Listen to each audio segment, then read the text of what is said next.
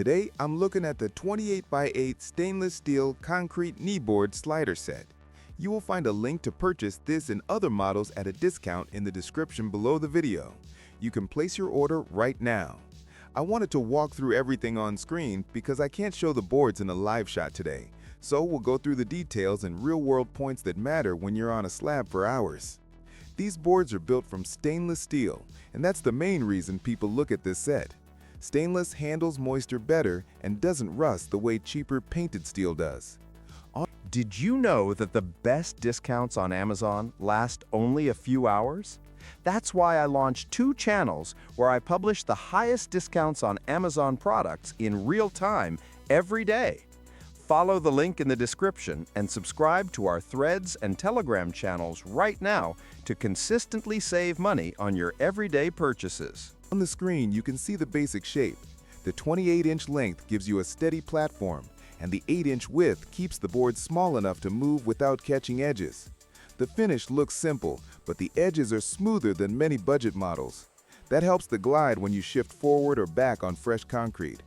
The underside has a gentle curve. It's not aggressive, and that's good. A sharp curve can dig into wet concrete, but here the slide stays controlled. When you push off, the board moves clean without feeling loose. I've used setups where the board skids too fast and you end up correcting yourself instead of focusing on finishing. This one feels more predictable. It's not perfect though. Stainless adds weight. If you're used to aluminum boards, these will feel heavier. After a long pour, the extra weight can wear you down a bit, especially when you're moving between spots. The knee pads in this set are basic. They work, but they don't offer the deep cushioning that long sessions usually need. If you're on soft concrete for hours, you'll feel the pressure. The straps hold fine, but I've seen users swap them for their own pads because they want more support.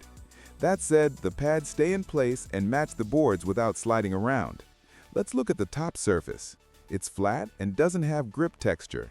That helps when you need to shift position smoothly. But it also means dust or mud can make it slick. If you work in messy conditions, you'll want to wipe the top before stepping to avoid slipping. The welds on the frame look clean. Nothing fancy, but solid enough for daily use. The corners are rounded so you don't catch your pants or scratch surfaces when storing them. One thing people ask about is how these boards behave when the concrete is in a tricky stage. Not too wet, not too dry. In that middle zone, some boards drag or leave faint marks.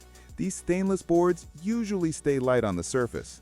They can leave a tiny trail if you push too hard, but with normal movement, they stay clean.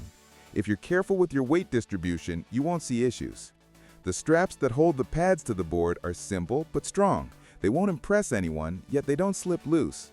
I noticed that the hardware is lightweight and doesn't rattle.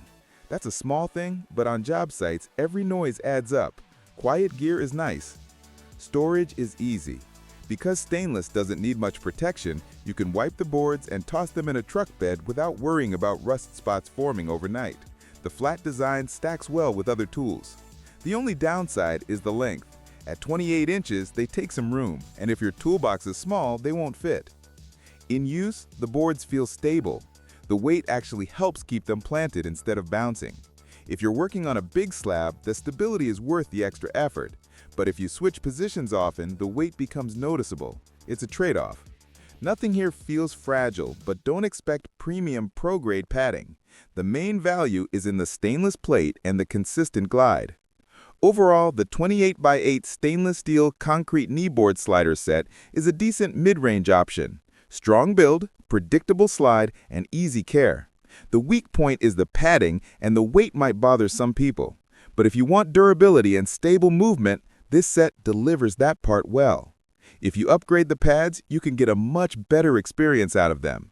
If this walkthrough helped, hit like and subscribe for more straightforward tool reviews.